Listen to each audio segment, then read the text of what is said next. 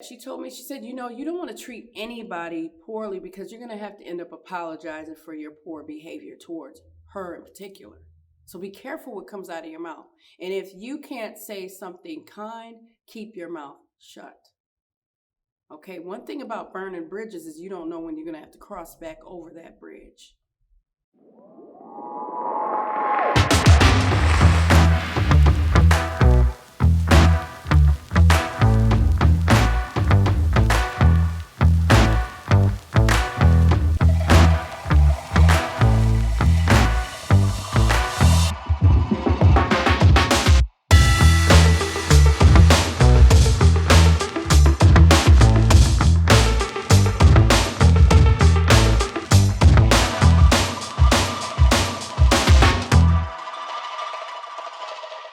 Assalamu alaikum, peace. This is Coach Fatimah with OutstandingPersonalRelationships.com.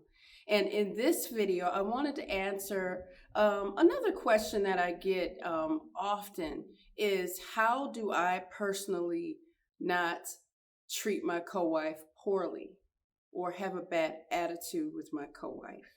This is another good question. I think a lot of women struggle with the fact that of course, their husband or the husband is married again, or maybe you're a subsequent wife. And I'll let Coach Nyla speak on her experience of that and how that feels for her, or maybe how that feels for many subsequent wives. Because, Muslims know that in our culture, it's common knowledge that you can have up to 4 wives. So I know some men with 3 wives at least. And I know that our husband knows some men with 4 wives. And I can't imagine the pressure of that, but I'm a wife, I'm not a husband. So I will speak on the topic at hand, which is, how do I not treat her poorly? My grandmother, who you guys will hear me reference a lot, told me years ago, when my family did find out about this, or when I let them know, I didn't let them find out haphazardly or see them in traffic or something like that. But I did announce this to my family individually, the people that I call my parents and my grandparent, my grandmother, because my grandfather was deceased, when I found out. But back to that, she told me, she said, you don't want to treat anybody poorly because you're going to have to end up apologizing for your poor behavior towards her in particular. So be careful what comes out of your mouth. And if you can't say something kind, keep your mouth shut. Okay, one thing about burning bridges is you don't know when you're going to have to cross back over that bridge. But you burnt it up. So you have to be careful. And remember, I love to remember what's so good and balanced in our relationship. And that is the production or the birth of our sons. I have 3 sons with our husband, and she has 3 sons with our husband. And I want that bond to be strong. And I have to remember, not consciously anymore, but I really would implore wives to remember, this woman, if you have bonus babies as I do and as she does, this woman is the mother of your bonus babies. So do you want, what are the optics of me treating my co-wife poorly in the eyes of our sons, our daughters? What would that look like for them? Now, they have seen us very early on give salams or give the greetings to each other, and then we kind of go to our neutral corners. Hug each other. How are you? We respected each other always. We always were cordial to each other. And I see that often that's not the case. There's no greetings given. There's no hello. There's no how are you. We're not saying at all be best friends, but it's doable is what we're saying. Treating each other poorly is not productive. It's not something that you want to have in the practice, because the destruction that treating each other poorly, what that does to your family, what that does to your children, what that does to you, what that does to your husband is, it's a violent thing, even though you're not, it's a violent practice, even though you're not laying hands, I hope you're not, on each other. You could speak violence from your mouth. I say it all the time, and I'll continue to say it. You could speak violence out of your mouth. If your children are within earshot, if you're telling your husband, you married a moron, you married an idiot, I don't like her, she's a B, whatever you're using to diminish somebody else's character, you have to be careful.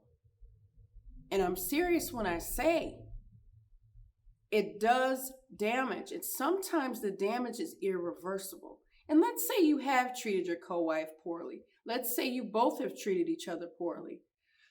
What's amazing about doing wrong is you have the opportunity, if you have a good ego and not a bad one, the capability to apologize and say, let's start over. I shouldn't have said this or that.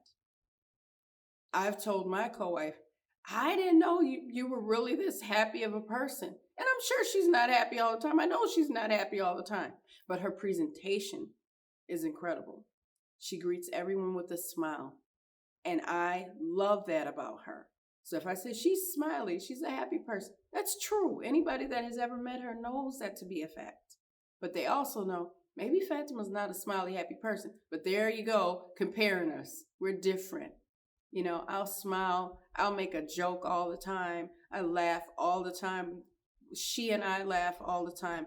I'm intentional about showing up as someone that's going to give her a hug, that's going to give her a laugh. You know, sometimes it's an inside joke. We've posted on IG about inside jokes and us cracking up. And our husband actually took a candid photo of us. And if you guys haven't seen it, follow us on our Instagram at Outstanding Relationships and see how we get along. What's so beautiful about when we traveled to Atlanta to do an event, shout out to the people in Atlanta, in that community. We love you. We felt very welcomed by you.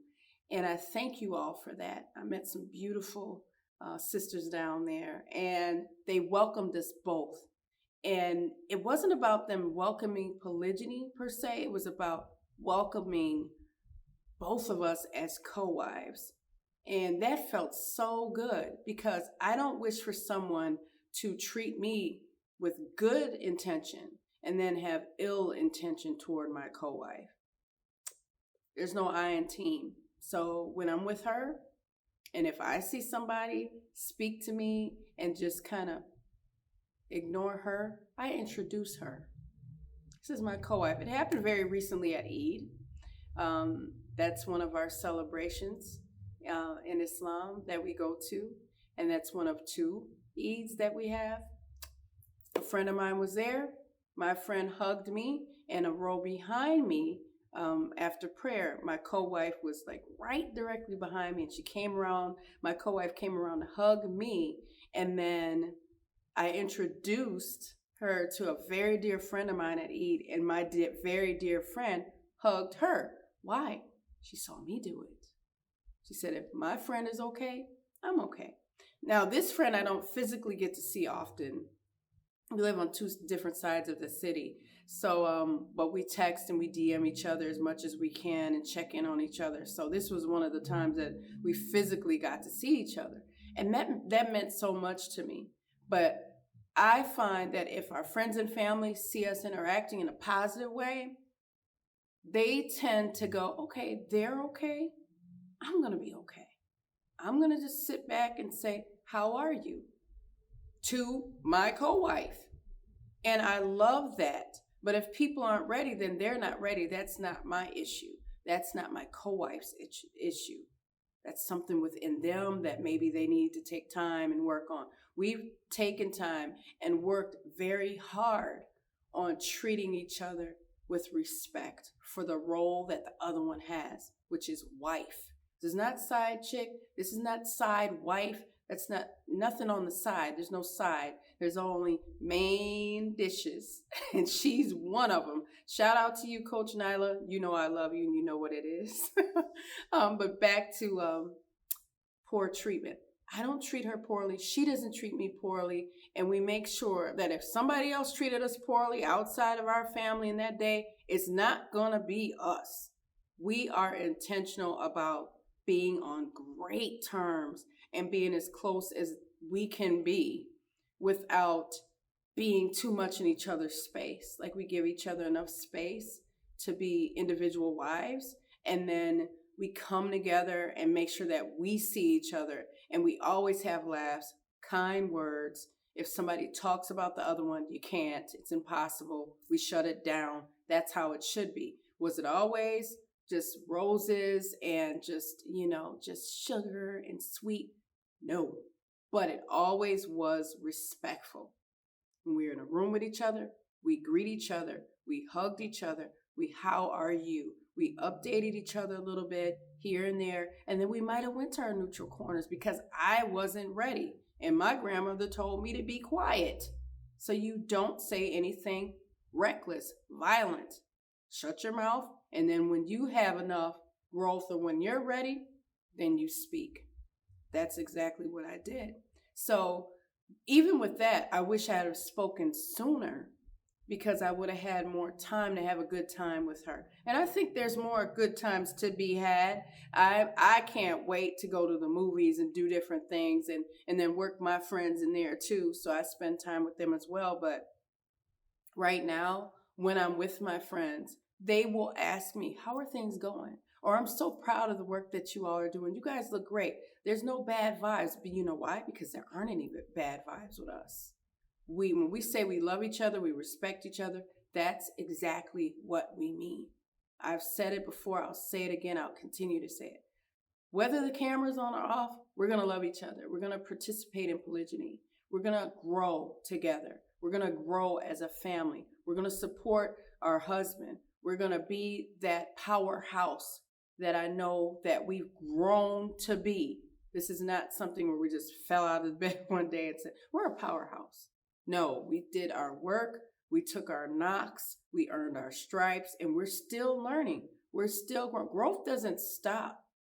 So especially with polygyny, especially with co-wife to co-wife, and we will have some more videos where we're together and we're speaking on this together because I really love to hear her perspective because it keeps me educated.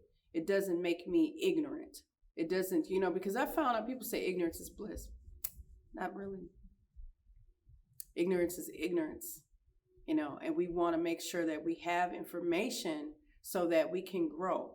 One thing I don't do is I've seen women be divisive with their co-wives, meaning that they'll say things like, oh, I know how to make him happy, or he loved my food last night. And, and they use it to make the other one jealous. I don't do things where I don't do heartbreakers. I don't do heartbreaking talk. I don't go, we were walking last night and he put his arm around me and then he kissed me on my cheek and we hugged under the moon in the mist for 20 minutes and just gazed into each other's eyes. I would never do that. I would never do that. Because what does that mean if I'm talking to her in that fashion? Am I doing that to make her feel bad? Am I doing that to make her feel jealous? I would never do that. But I have seen some practice these things where they go, well, he was over by me last night. And then they'll compare houses and compare cars and compare every little thing to make one feel bad. I don't do that. She doesn't do it to me. Now I can go, in my mind, if I'm a thinker, I'll go, he loves her, but he loves me too. But I don't just go, he loves her, and she doesn't come to me and says, he loves me so much. I already know. I already know that. The same way he loves me, he loves her, he loves his children. People get that confused and they say, how can they love at the same time? Same way I look at all 7 of my children, and when they were all little babies, I love them at the same exact time. That's another video, but some of the tips, I hope you guys really enjoyed them. I hope that you benefited from this video. Again, please visit us at outstandingpersonalrelationships.com/RM and also visit us at IGTV. Follow us on Instagram. Tell your friends, comment, like, subscribe, and I'll see you in the next one. I love you guys. I love the love that you sent all of us. Assalamu alaikum. Peace. Until next time, I'm Coach Fatimah. Here are 3 ways outstanding personal relationships can help you. One is by following us on our social medias. Follow us on IG at Outstanding Relationships and on Facebook and YouTube at Outstanding Personal Relationships. And make sure you subscribe and hit that notification bell.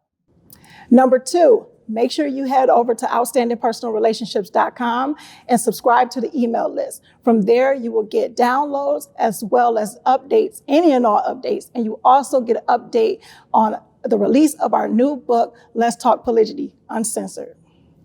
Number 3, if you are serious about polygyny relationships and really developing fulfillment and happiness, make sure you register for our Relationship Mastery Inner Circle, which is members only, which includes downloads, it includes access to us live on a weekly basis. So that's at outstandingpersonalrelationships.com/RM. We'll see you soon. Assalamu alaikum. Peace.